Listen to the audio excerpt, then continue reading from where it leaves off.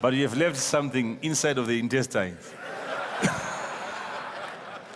that has to worship God again. And all the goats and the chicken and... Thank you, Prophet, for this opportunity. I've learned that God speak or spoke in different ways.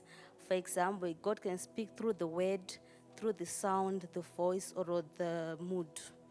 Therefore, God, even there are different ways of prophesying. You cannot only prophesy when you are saying names or you are saying addresses, but you can also prophesy whilst you are healing the sick or delivering people. Thank you. Thank you, great prophet of our land. I've learned that as a prophet, you have to be someone who's rooted in the word, so that when God speaks today, you have the ability to travel in the past to see and have references of what God is capable of doing.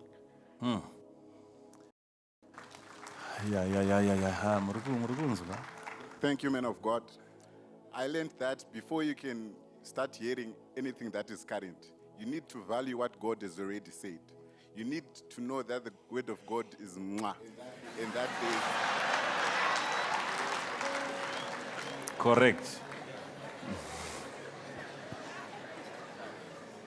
so. Even before you can even begin to hear anything else, you need to value every word that is already in the Bible. You need to exhaust it and value every single thing that God has already said before you can Check actually the begin consistency. Yes. So you need also to test every spirit, as Gideon was also testing during that period when he was asking for signs. Because we are living in an environment that is contaminated, where words have been spoken. There are words that have come from God. There are words that have been spoken by the devil, because he's also a talking devil. And there are words that have been spoken by people. So you need to be able to then discern The source, whenever you're yeah. hearing, whether you're hearing from God, you're hearing from the devil, or you're hearing from people. And also, you need to before you can begin to prophesy, you also need the first part before you can do anything else. You need To benefit yourself from the prophecy. exactly. Okay. That's it. That's it. It's a way of also trying to maybe understand yourself, because most of the people, they don't really understand themselves, and yet they are so eager and determined to go out there and prophesy to other people. They can't wait. Many people, they can't wait to just to say a word to somebody else. See, so you need to benefit also from the same grace that God has given you. You look at yourself. How many sides of you can you see? If your vision is limited, even about yourself, you cannot expand in the prophetic. You cannot expand. Do you know that if you cannot comfort yourself, if you cannot speak good words to yourself, if you cannot say nice statements about your own appearance, when you look at yourself in the mirror and you cannot compliment yourself, you cannot admire yourself, you will find that even in the way that you prophesy to people, you will never encourage anyone. You will never motivate anyone, because you are not motivated yourself. So you are the first person to benefit. That's why you have to learn the prophetic language. How do you see yourself?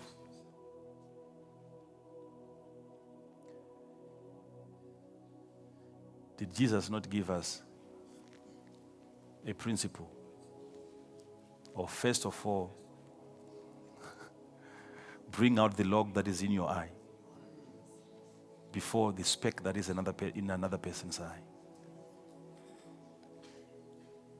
What is he saying? He's saying, analyze yourself first. Prophesy to yourself first. Help yourself first. Look at what we have seen there. There are so many sides to that thing.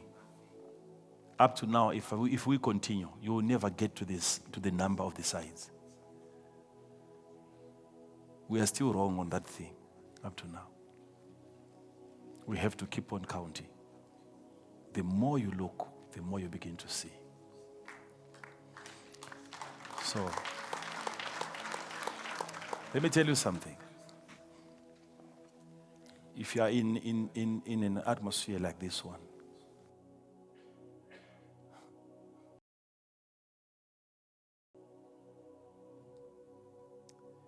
what we are doing here is we are fine-tuning you. It's called fine-tuning.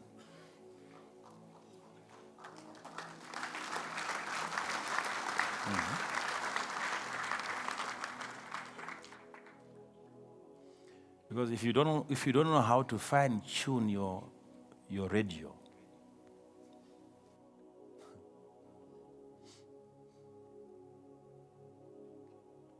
you'll end up enjoying another person's channel. There are certain channels from Mozambique, from Zambia that you can get from here.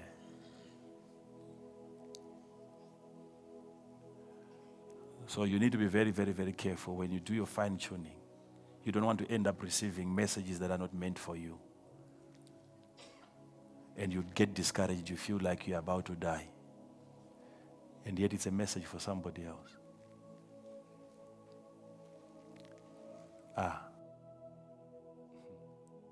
When God speaks, listen to me. There is a time when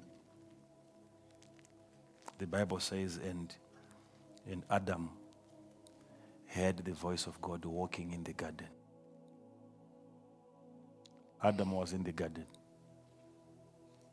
And there was the voice of God walking in the garden. He heard the voice of God walking.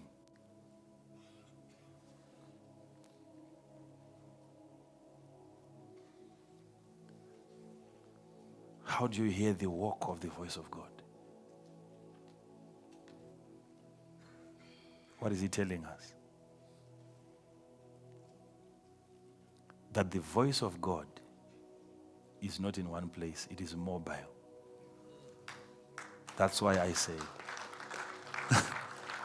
you have to hear God in the past, hear God in the present, hear God in the future. Because his voice is walking.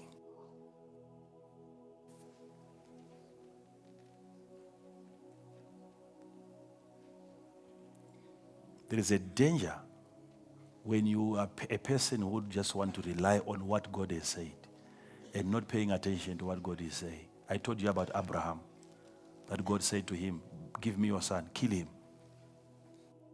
The same God who said that came now and he is saying, don't. So you have to move with the word as it walks.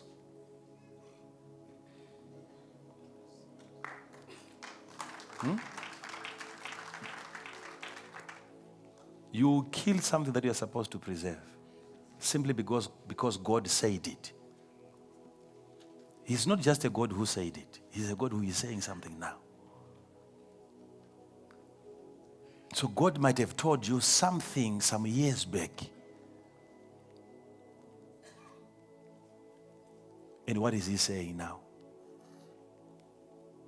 That's the problem with people now. If they look at the Old Testament, even when God is saying something in the New Testament, they cannot drop the Old Testament. They still struggle with the law. They are still struggling with the law up to now. It's a problem because people, they've just developed an ability to hear what God has said, and they don't want to hear what God is saying now.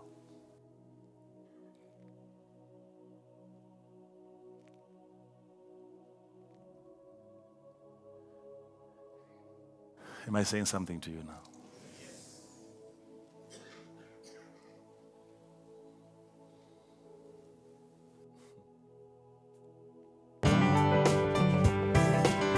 Thank you for watching Minister's Material. Join us again next time for yet another inspirational teaching from Prophet Emmanuel Makandiwa.